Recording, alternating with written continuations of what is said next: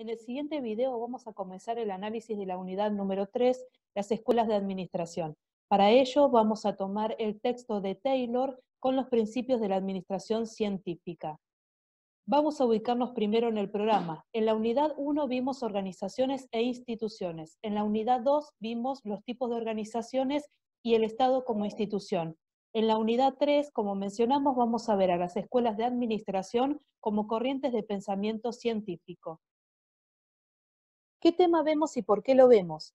Se estudiarán las distintas escuelas de administración como corrientes de pensamiento sobre lo que se concibe la ciencia de la administración, contextualizadas en un periodo de tiempo establecido bajo la influencia de determinadas variables del macrocontexto y en un tipo de organización específica.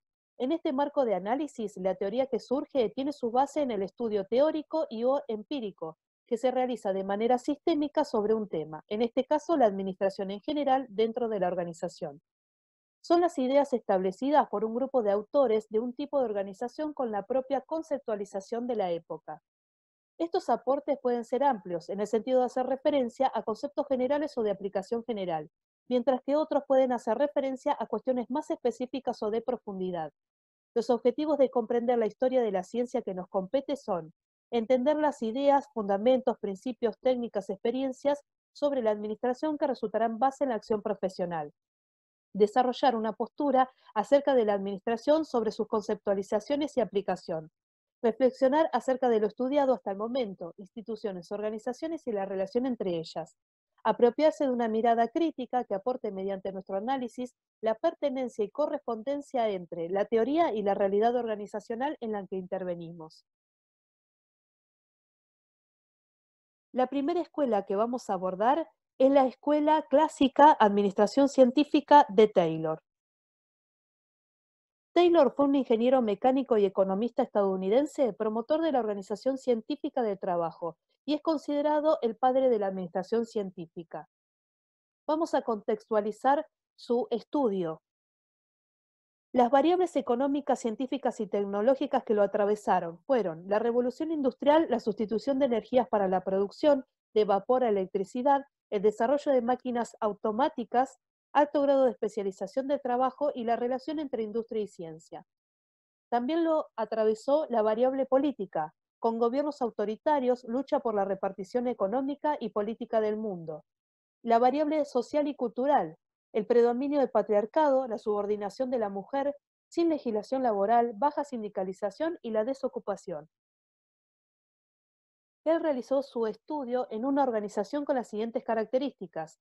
Era una organización privada, la industria del acero. El nivel al que apuntaba fue el núcleo operativo, hizo énfasis en la tarea y la organización fue considerada como un sistema cerrado, no como un sistema abierto como lo conocemos hoy. La metodología aplicada para su estudio fue la observación y la medición, mediante técnicas de racionalización del trabajo operario, mediante estudios de tiempo y movimiento.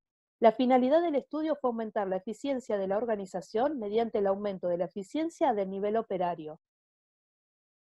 A continuación vamos a ver los 4 principios que nos aportó este autor. El primero, usar métodos científicos para determinar el modo más eficiente de realizar el trabajo. Para lograr establecer un método científico, se estudia y desarrolla la economía del movimiento, el estudio del tiempo y el movimiento de las tareas, la disminución de la fatiga y la simulación del trabajo. Se busca evitar el desperdicio de recursos de tiempo, capital, mano de obra y así lograr altos niveles de productividad y eficiencia. Los principales aportes fueron métodos científicos y racionales que reemplazaron los métodos empíricos, procesos estandarizados que incrementan el control y el rendimiento, la división de trabajo y especialización del operario, la estandarización de tareas y cargos y la supervisión y organización funcional, donde la comunicación es descendiente mediante la emisión de órdenes y ascendente por la respuesta con informes de cumplimiento para mayor control. El segundo principio es el de seleccionar e instruir al obrero para hacer el trabajo analizado.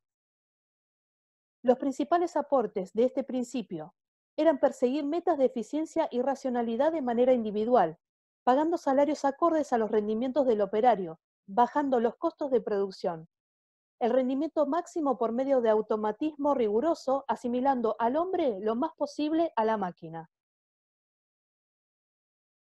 El tercer principio estaba relacionado con cooperar cordialmente con los obreros para que todo el trabajo sea hecho según el método científico.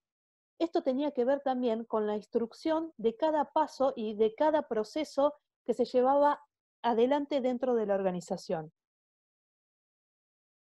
El cuarto principio tenía que ver con delegar toda la responsabilidad de la organización del trabajo que antes hacía el obrero a la administración. Esto estaba claramente visto en separar los que pensaban las actividades con los que hacían las actividades. Es muy importante considerar la concepción del hombre en esta escuela. La concepción del hombre era verlo como homo economicus, es decir, que el dinero motivaba al hombre. Las recompensas materiales y económicas eran los que movían su accionar. El hombre así se transformaba en un engranaje más de la máquina de producción.